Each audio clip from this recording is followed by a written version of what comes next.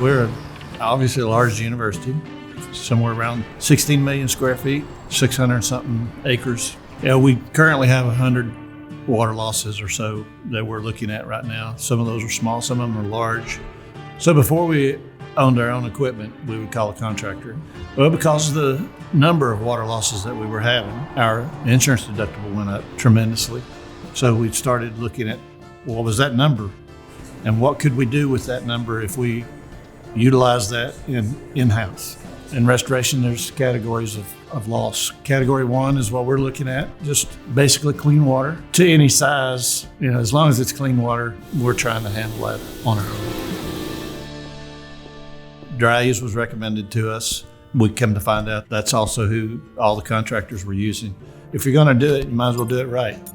As we had water losses that we knew that we could afford the equipment, we went ahead and purchased that equipment. And that's what we would like to have, is the choice. Do I have the choice of saying, hey, we can handle this in-house? Or is it something that we can come in, dry up, get started the process, and then turn it over to the contractor?